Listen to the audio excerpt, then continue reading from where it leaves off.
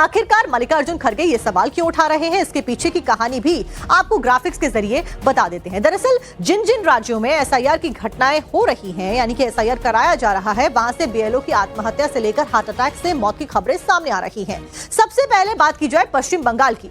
पश्चिम बंगाल के जलपाईगुड़ी में शांति मणि एक्का की एसआईआर के दबाव में आत्महत्या का दावा किया जा रहा है। नादिया में रिंकू तरफदार ने भी आत्महत्या की थी और रिंकू ने अपने सुसाइड नोट में इलेक्शन कमीशन को जिम्मेदार भी बताया था। पूर्व बर्धमान में नमिता हंसदा की ब्रेन स्ट्रोक की वजह से मौत हो गई थी। वहीं परिवार ने दावा किया था इस दौरान मौत के बाद कि एसआईआर के तनाव की वजह से उनकी मौत हो गई। वहीं गुजरात की अगर बात करें तो गुजरात के गिर सोमनाथ में अरविंद वंढेर नाम के एक शख्स ने आत्महत्या कर ली थी। अरविंद ने सुसाइड नोट में लिखा था और बताया था, इस बात का उल्लेख किया था कि कैसे एसआईआर की वजह से ये सब कुछ हुआ। गुजरात के खेड़ा में रमेश भाई परमार को भी हार्ट अटैक आ गया था। परिवार ने दावा किया इसके बाद में कि एसआईआर की वजह से ही वो बहुत ज्यादा तनाव में चल रहे थे। वहीं वडोदरा में एक महिला सहायक बीएलओ और उसकी मौत हो जाती है। उसने आत्महत्या कर ली या मौत हुई, इसकी जानकारी फिलहाल मिलती है और ये भी एसआईआर से जोड़कर पूरा मामला देखा जा रहा था। वहीं जयपुर की अगर बात की जाए तो जयपुर में मुकेश कुमार जांगीर ने आत्महत्या कर ली थी। परिवार ने एसआईआर के दबाव के कारण आत्महत्या का दावा भी इसके बाद में किया था। राजस्थान के सवाई माधोपुर में भी हरिओम बैरवा नाम के एक व्यक्ति ने एसआईआर ड्यूटी के दौरान हार्ट अटैक की वजह से अपना दम तोड़ दिया था। वहीं केरल के कन्नूर में अनीश जॉर्ज की संदिग्ध हालत में मौत हो गई। परिवार ने दावा किया कि एसआईआर के तनाव की वजह से अनीश ने आत्महत्या कर ली। वहीं मध्य प्रदेश से भी एक मौत की जानकारी मिली है, जहां पर दतिया में उदयभान सिहारे ने आत्महत्या कर ली। यहां पर भी परिवार ने दावा किया कि एसआईआर के काम के दबाव में उदयभान सिहारे ने आत्महत्या जैसा कदम उठा लिया। वहीं तमिलनाडु की अगर बात की जाए तो वहां पर कुंभकोणम में एक वरिष्ठ आंगनबाड़ी बीएलओ ने एसआईआर के दबाव में आत्महत्या का प्रयास किया। ऐसा दावा परिवार वालों के द्वारा किया जा रहा है और यही कारण है कि मल्लिकार्जुन खड़गे ने इन दावों को आगे सामने रखा है। सबके बीच में एक बड़ी ब्रेकिंग भी आपको बता देते हैं। एसआईआर पर लापरवाही बरती गई और उसके ऊपर कार्रवाई भी की गई है। 60 बीएलओ और 7 सुपरवाइजर्स पर एफआईआर दर्ज की गई है और लोक प्रतिनिधित्व अधिनियम के तहत एफआईआर दर्ज की गई है यूपी के नोएडा में।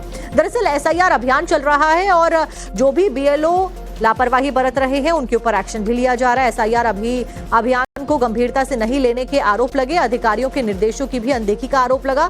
दादरी, नोएडा और जेवर में एफआईआर फिलहाल इन जो बीआरओज हैं उनके खिलाफ में की गई है। एसआईआर में लापरवाही पर गौतम बुद्ध नगर जिला प्रशासन ने बड़ी कार्रवाई की है। जिला अधिकारी और जिला निर्वाचन अधिकारी मेधा रूपम के निर्देश पर मतदाता सूची संशोधन कार्य में ढिलाई बरतने वाले कुल 60 बीएलओ बताए जा रहे हैं और 7 सुपरवाइजर्स बताए जा रहे हैं, जिनके खिलाफ में एफआईआर दर्ज कर ली गई है।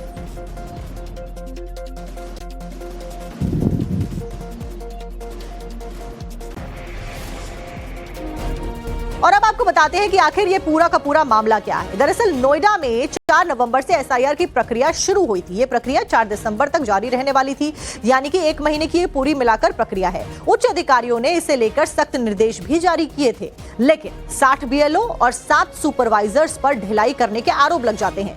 निरीक्षण के दौरान इन सभी की लापरवाही भी सामने आती है, जिसके बाद में जिला प्रशासन ने इनके खिलाफ में एक्शन लेना शुरू कर दिया और जिला प्रशासन के निर्देश पर ही दादरी में 32 बीएलओ और 1 सुपरवाइजर पर एफआईआर दर्ज कराई गई। वहीं नोएडा विधानसभा में 11 बीएलओ और 6 सुपरवाइजर पर मामला दर्ज हुआ है। साथ ही साथ 17 बीएलओ के खिलाफ में जेवर में एफआईआर दर्ज की गई है और इसके बाद में कार्रवाई की जाएगी।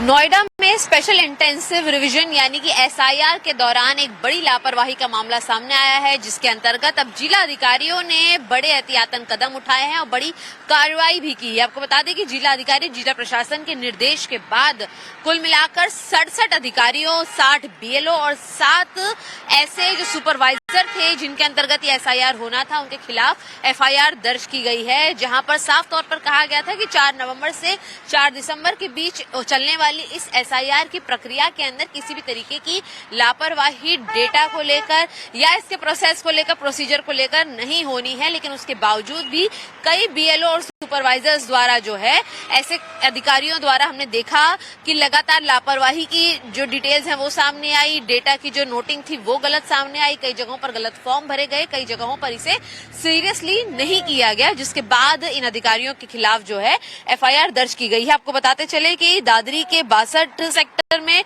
नोएडा 61 सेक्टर में, जेवर 63 सेक्टर के अंदर ये एफआईआर दर्ज की गई है, जहां दादरी के अंदर 32 बीएलओ और 1 सुपरवाइजर के खिलाफ एफआईआर है, तो वहीं नोएडा 61 में 11 बीएलओ और 6 सुपरवाइजर के खिलाफ दादरी में एफआईआर दर्ज की गई है, तो वहीं जेवर में 17 बीएलओ के खिलाफ में ये एफआईआर दर्ज की गई है। आपको बताते चले कि एफआईआर लोक प्रतिनिधित्व अधिनियम 1950 कानून के धारा 32 के अंतर्गत ये मामला दर्ज किया गया है, जहां इन सभी पर कार्रवाई की जाएगी।